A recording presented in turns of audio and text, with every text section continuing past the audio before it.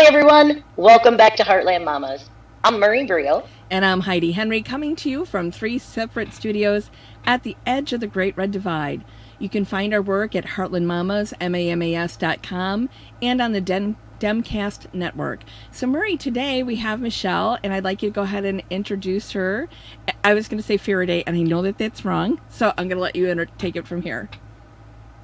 We are really honored today to be able to be joined with Michelle Fadeley. Michelle is a amazingly strong woman running for representative in the 37th House District in Illinois. And that district encompasses a teeny little bit of Joliet, but predominantly New Lenox, Frankfort, Mokena, correct, Michelle? Yes, now, and a little bit of Lockport, Homer Glen, Orland Park, and Tinley Park. Wow. Oh, yeah, she's got the western chunk, or the eastern chunk of Will going in that area. Michelle is an advocate. She is a businesswoman. She has a degree from Kellogg in business. Kelly. She was Kelly. Oh my gosh, I'm so sorry. See, I messed it up. She is the co-founder of the ERA movement in 2016 in Illinois, instrumental in getting that passed. Michelle decided that it was time to do something when the current sitting representative decided not to run again. And that seat is currently held by a Republican woman. And Michelle knows her community and feels that it's just not good enough. So I'm going to stop talking and let you take the floor, Michelle. Sure. Well, thank you so much for having me. I'm thrilled to be here. I am really, really ready for this challenge to represent the 37th District. Mm-hmm. As you mentioned, I have a background in community advocacy, not only with the ERA, but also as former president of Illinois Now, the National Organization for Women. Very nice. And I worked on multiple issues with them as well. So I really wanted to take that to the next level and represent my area and make some changes happen down in Springfield for my district. And that's really what I care about, is making a difference for people. And that's why I decided to step up for my community. That's wonderful. That's amazing. Yeah. Your activism is very similar to the activism that I've participated in since I was 13, when I got active in passing the ERA in 1973. So I think I was 12, actually. And I'm so glad that you were able to help shepherd that through our house. Finally, I can't believe it took that long. I don't know what is so controversial about women who are sentient beings having equal rights. Yep.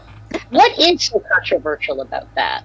Sure. I mean, as progressive women, we know, but our viewers may not understand why there's such pushback. Yeah, I do think that the pushback has been largely exaggerated in recent years, and I think that we've seen that with Nevada, Illinois, and Virginia all passing within a couple of years of each other. Mm-hmm. But, we heard a lot of the same arguments that we heard all the way back in the 70s and 80s. Mm-hmm. That, we didn't want to have women drafted into the military. Well, we don't even have a draft right now. Right. That, we don't want to have unisex restrooms. But, those are kind of all over the place now.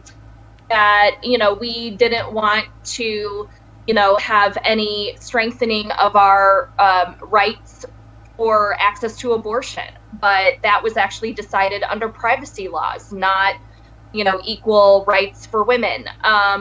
So we just heard a lot of the same old, and I think it just didn't work anymore in 2018. And I'm thrilled with that. So I'll tell you what, too. There was a celebration at the Henry household. My daughter and I opened a bottle of champagne that day and invited some friends over, and we toasted the future. So I was so excited. And then to have the other two states come on board afterwards. I think it was, wait a minute, was it Nevada right after Illinois? And then Virginia? Nevada was first. Okay. In 2016, and then Illinois in 2018, and then Virginia last year. That's amazing. Amazing. After no movement for decades, and then all of a sudden the push. So how do you feel about how ERA will be handled in Washington? Because I know there's been pushback from the sitting president. Yes. It's already contentious, and it will undoubtedly continue to be contentious. The arguments being made is that it's no longer a valid amendment because when it was crafted in the 70s, Congress added a time limit. However, precedents and our, language about creating amendments don't talk about deadlines at all. And in fact, the Madison Amendment took over 200 years to be added to our Constitution. Yes. So, this certainly is less than half that time. And so, we've got some fantastic lawyers on our side that are going to be fighting, saying, hey, you guys arbitrarily added this timeline that really meant nothing. And in fact, the original timeline was 7 years, and you extended it 3 more years in the late 70s. So, it illustrates how arbitrary that timeline really is if you were already able to change it in the past. So why not just get rid of it or extend it further? So I do expect ultimately we'll win, but it will be, I do expect, probably a somewhat lengthy and hard battle. So do you think that this is something that will be taken up under the next president and not allowed to languish under the current president, or do you think it is something that will be resolved before January 20th, 2021? And yes, I have that date circled in red on the wall in front of me. Well, so the great thing about this is ultimately right now it's in Congress's power, not in the president's power. Now, the president is pushing back on whether it's even going to recognize Nevada, Illinois, and Virginia's ratification. But, that's something that several states are suing the archivists to make sure that they go ahead and accept that. And separately, we are working through Congress to remove the deadline. And we are seeing movement, actually, on a bill to remove that deadline, both in the House and the Senate. No kidding. So, yeah, I'm not, I don't have a crystal ball, so I don't know if it will actually happen before our next election, our next president.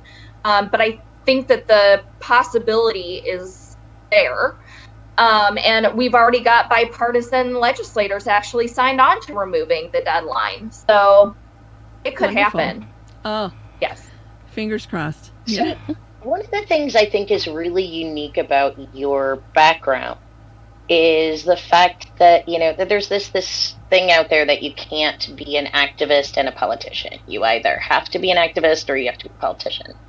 And I don't think that that's necessarily a true choice. And so what I think is really interesting is that you have worked for years with legislative body. You know intrinsically how Springfield works, how DC works, because you've had to navigate through those waters. So you have a really excellent inside perspective on how to take what we do from a systemic level and make it better. So is it, in your experience, is there anything that you could say from all of the work that you've done with the current legislators and the systems are in place? How would you think you could improve upon that? That's a really good question. Certainly changes wouldn't be easy. I think, though, that there's an ever-growing number of legislators that are interested in change. And so if I make it to Springfield, I would be another voice. I'm sorry. Whoa. We mamas will do everything we can to help you because you are amazing, strong, powerful, intelligent, and articulate. And we need someone like that there. So say when, Missy, no if. Thank you. Sorry, the mama came out in me. She did it. She went there first, but I was right there. So. So I think with the growing number of voices that are interested in change in Springfield, that I would be part of that growing number. And that is the way that we're really going to make change in Springfield. Mm-hmm. And that could look like a couple different things, right? We know over the past 5 years, sexual harassment in Springfield has made the news several times. Yes, we do know that. There was a big breakdown in the processes surrounding that. A lot of those have been remediated, but there's still more work to be done to make sure that people have a safe process to report and don't have retaliation, because we know that 84% of women who do come forward about sexual harassment in the workplace have retaliation against them for doing so. Marie and I have both lived through that. Yeah. No, go ahead, Heidi. No, Marie and I have both of us have lived through that. So we love that you are making that part of your platform. So go ahead, I'm sorry. Yes, no. I am glad to hear the support and the experiences of other women who've gone through it as well. And I think one other area that, we can really make a difference in Springfield is ethics reform. Mm-hmm. We have, multiple things that can be worked on in Springfield, including closing the revolving door between legislators and lobbyists. Yes. And then we also have an issue where we allow state legislators to lobby other levels of government while they're in state office. And that doesn't really work either. So I think that there's a number of things that we can do to strengthen the fact that government needs to be by and for the people and not personal or private interest. So those are some of the things I want to see happen. So I'm guessing along those lines, you're also for campaign finance. Yes, definitely. I love Michelle. Yes. Okay, mamas, listeners, mamas, fans, male mamas, whatever you are, I'm just going to have to say, you need to pay attention to this woman, because she understands both perspectives, why what we're doing isn't right, and not just that, but how to make change. She's seen it. She understands the system. So it's a no-brainer to vote for Michelle. Sorry, I didn't mean to jump on you. I just wanted to make sure. Thank you. I appreciate it. That they need to support. Go ahead. I think that right now that is more of a federal level issue.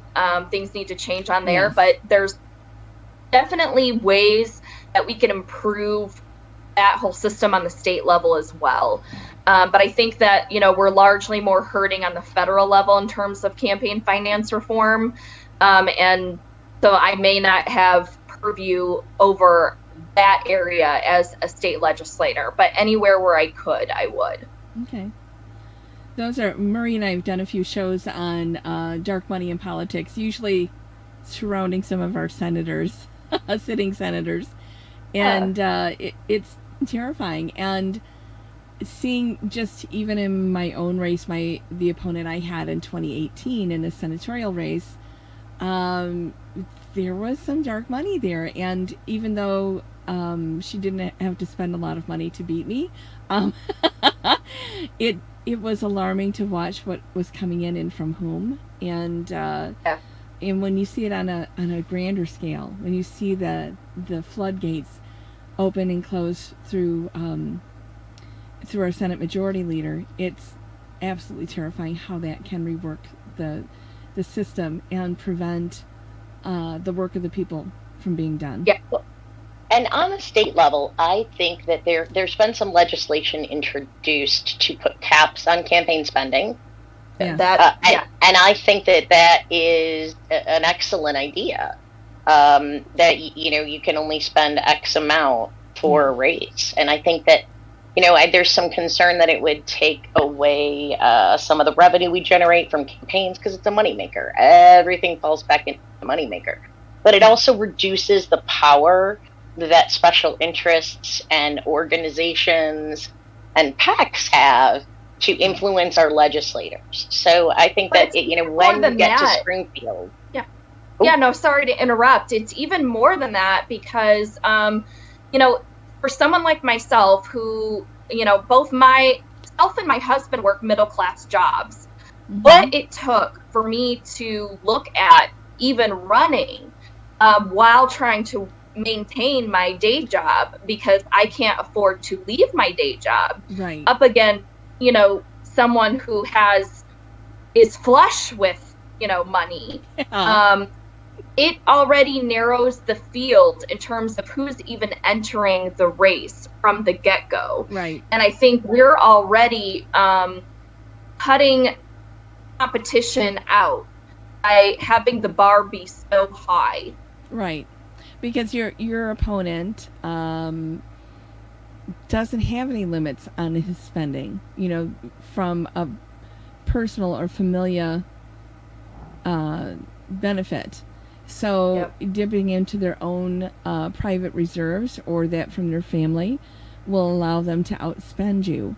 Or that from the Republican Party. Well, or whomever else. Yeah, they don't even need to take much from the Republican Party, in this case. So that's really hard. And I know I've heard all different kinds of figures, bandied about how much should be spent on a race.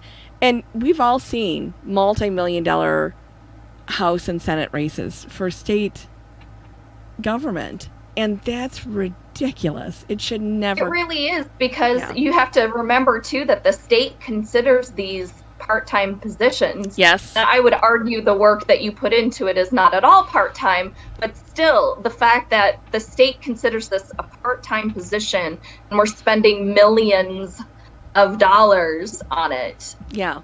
Yeah, there was the race that I ran in, the last time it had been run was a $2.2 million race and ended up in a loss. So when I ran, it was less than $100,000 from both of us because I couldn't raise any money, and it was not, even though I was invited by the Victory Fund to come in, I was not funded by them. So it was just whatever I could raise. And I don't have a problem with that. Whatever you can raise, it means that you have to work that hard or harder, because certainly the person I ran against didn't need to go knock on doors. They didn't need to be present in the community, because all they could do is blanket mailers and phone calls and things and TV ads where I didn't have any money to do that. To do the work. Absolutely. There was a huge bit of hiring that went on for her. And I'm glad, that she has some money to do that. I certainly didn't, and it allowed her to give her campaign money into other races for other candidates on the Republican side. So bringing that to bear, I wanted to ask you about fair maps, because here in Illinois, our maps are drawn very democratically to the benefit of the state, I think. But I know that areas, including the area I ran in, was very much drawn to be a Republican area. It was conceded to the Republican Party, as is one of the House seats that is within this Senate district. So what are your feelings on fair maps, and do you have that same type of drawing in your race, in your district? Yes. My district was also drawn to give to the Republicans, if you will. And I think it's interesting because the demographics in my district has continued to change over the last 5 to 10 years as younger families move in. And so it may no longer be a Republican district pretty soon here. However, I am without a doubt in favor of fair maps. And I think that gerrymandering is a very serious and fundamental problem in us having a fair and representative democracy in this country. I think you're 100% right, Michelle. Oh my goodness. Even if it is drawn by either party, you're still disenfranchising those folks and creating arbitrary lines that don't necessarily need to be. And then you create allegiances based on a person and a party, and then that creates even more division. So, how can I represent people when I'm not getting a representation of the people that live? So I think you are spot on with it. Well, and I'll just add to that too, that when I decided that I would run for this seat, there were other Democratic politicians in the area that were not interested initially in me running, right? Because to them, it's, oh, well, that's just a Republican district. I don't, no one needs to be running in that district. What do you mean no Democrat should be running in this district? What do you mean? Well, the 75th House seat is exactly that way. It is so drawn as a Republican seat that for the second race in a row, there'll be nobody facing the current representative.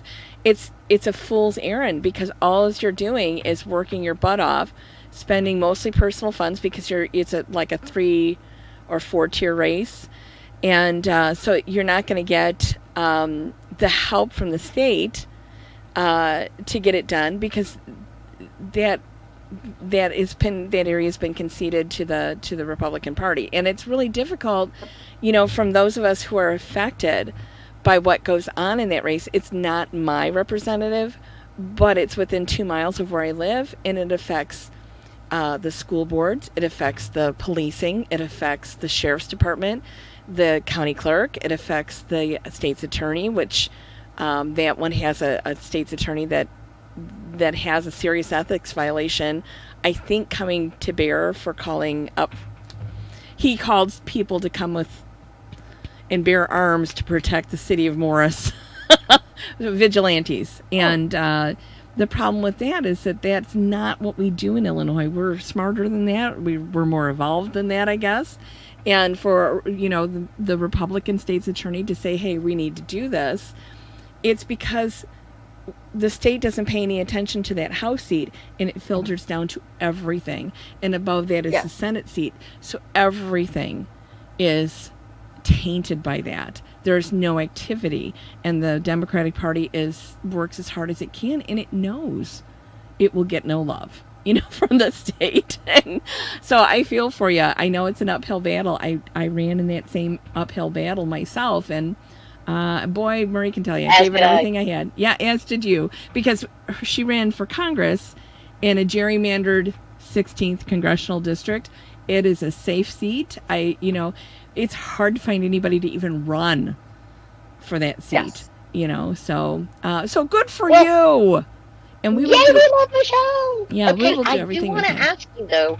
We've sort of co-opted your time here, talking about issues that are passionate for us, but aside from systemic reform and respect and all the things that we love as progressive Democrats, is there another issue that you really want to make sure that folks know is imperative to the health of your district? Well, there's actually several. The first is healthcare.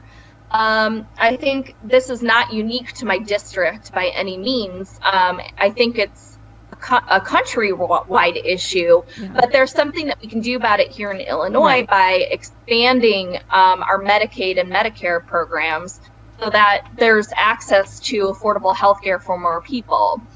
And I think that will in turn support our small businesses, because they will be able to take more risks in starting new businesses if they don't have to rely on receiving health care where they're currently employed. Right. And obviously in the middle of a pandemic, it couldn't be a better time to talk about health care. And tied to that is so many other issues that are near and dear to me. My brother-in-law is autistic, and he is turning 18. So we have an issue where adults with autism often age out of a lot of the programs. Yes, they do. And they're left kind of high and dry. So I think there's a lot that could be done there. And then our mental health care system as well is lacking in a lot of ways. We might have a good number of,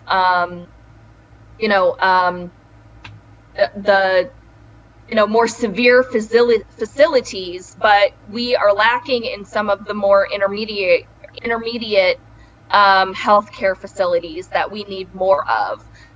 And then on a separate issue, education. We as a state are falling behind in early education, which is like the most critical time. Yes. Studies have shown that getting in with early education can save the state so much money down the line. And our post-secondary education. So since 2004, the state has been decreasing funding for our state universities and colleges every year. Yes. And what's happened is that burden has shifted to graduates. They can't afford it. So we also have been seeing a decrease in enrollment. So now it's this vicious circle. Right. And so we really need to increase our funding again for our state colleges and universities if we expect them to continue, period. Right. And then finally, oh, go ahead, Murray, go ahead. I have a question for you. I know that there's been a talk of education reform, particularly now with the climate that we're in, but have you considered or looked into making like civics mandatory as opposed to the Constitution test in certain classes, or implementing a civics program in the education system, asking the Board of Education to do that, and then requiring a certain percentage, requiring diversity in the books that are read, the stories that are told, reshaping our curriculum? Because, you know, everyone chooses their own curriculum and each county does things slightly differently, each school district, each school board. And I understand that. But we do have the overreaching body that does have requirements. And if we could find a way to say, hey, we need to start teaching history from multiple perspectives. We need to start teaching our kids what it means to vote and what your city does in your municipality and how laws are made. We don't teach that. No, we don't. We teach memorizing the Constitution or the preamble, and we call it a day and assume that people understand, and they don't. So as a personal thing, I think that something along those lines would be awesome. When you're in Springfield and you get the opportunity, I think we need that. I think that is brilliant, and I absolutely would back something like that. You know, we saw, I think it was in the past year, maybe two, but I think it was the past year that we passed requiring education around LGBTQ persons of interest throughout history, and more of that would be great, because I remember when I was going to school, I think, you know, the whole history of women's suffrage and you know, National Organization for Women being founded. I literally recall it was one paragraph in my textbook. So yes, we're leaving out huge chunks of our history by leaving these diversity, you know, variety of people out completely.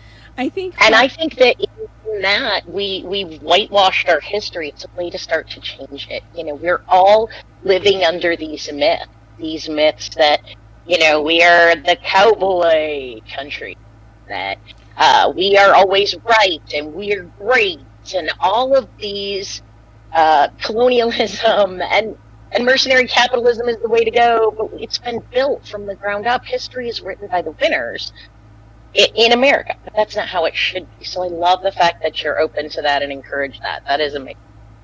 Yeah, I mean, I remember whole semesters being spent on the wars we were in. And undoubtedly, you know, it is important to understand those. But to have a whole semester about wars seems that's how we a little unbalanced. We tend to mark U.S. history by war instead of by significant legislation, by social justice, by social change. And I remember that, you know, granted I haven't gone to school since the 70s, but or 1980, I think was the last time I went to school, but you know, that's how everything is just kind of channeled into focus. This is how we survive as a nation and how we mark time as a nation. And right now we're still dealing with the No Child Left Behind legislation, which only teaches us to teach to a test. It leaves out the people who are really good and the people who are really struggling so that we can meet an average that our teachers must attain. It doesn't allow them to teach. And then you mix in with that school boards that bring their personal agenda to the table and don't allow reality to be taught. And it's just maddening. I live in a really good, one of the best school districts in the state. And I can't imagine having to go through and reteach my kids the stuff that was omitted for their protection, so. Yeah. So, Michelle, I know we've kept you and you have to get back to all the amazing work that you're doing in campaigning. Would you please come on our show again so we can talk more? This conversation has been amazing. I love it. Yeah. And is there, I Thank know you so much. we have Michelle Fadeley. I want everyone to know this. Michelle, tell them where to find you, where to reach you, how to help you out. We will post all those links and anything else that we can do, because we need intelligent, strong, thoughtful women, and you fit that bill. Thank you. People can find me at my website, michelle4illinois.com. Or you can find me on the Facebook, the Instagram, the Twitter, Michelle for Illinois or Michelle for IL. So find me and keep up with what we're doing. And I would love, people's support if they want to help out with the campaign. Or if I can answer any questions or concerns, please reach out. Okay. And donate, okay, folks? Yes. I want to say that. We want you, if you can write postcards, if you're compelled by Michelle, write some postcards, knock some doors, send some emails. There's all kinds of ways to get involved. But you know what would help Michelle greatly would be sending her $10, $20. Send her $10 a month till she gets through this. I know everyone is in a challenging time, but if you can find it in your heart or in your budget to support a strong, amazing local woman, donate to Michelle. Please do. And Michelle, what tier is your race, or do you know? I don't know. You don't know. Okay. So have you been talking with the state party about help? Okay. Yeah. Are they sending you help? And they said that they're not making those decisions until mid-summer. Yeah. Oh. September? So you're on your own. Mid-summer. Oh, okay. So did you go to the boot camp online? I did. Okay, yes. Good. So you probably learned a lot of things, and you need to implement all of those things. And be sure and reach out to Sherry Bustos if you get stuck. She's very great. She's a huge help and just a wonderful mentor. Okay, well, listen, Michelle, thank you so much for being on today. And I want to let everybody know. Michelle, we think you're amazing. Yeah, we're going to post all those links, so give her money, because that is going to make all the difference in the world. And retweet this this broadcast so that she can get her message out. And thank you so much. And like, subscribe, and share to the mamas. Yeah. Because we keep bringing you really cool ladies, amazing people, and information that you might not already have. Yeah. So, Heartland Mamas. MAMAS.com. Take care now, everybody. Bye-bye.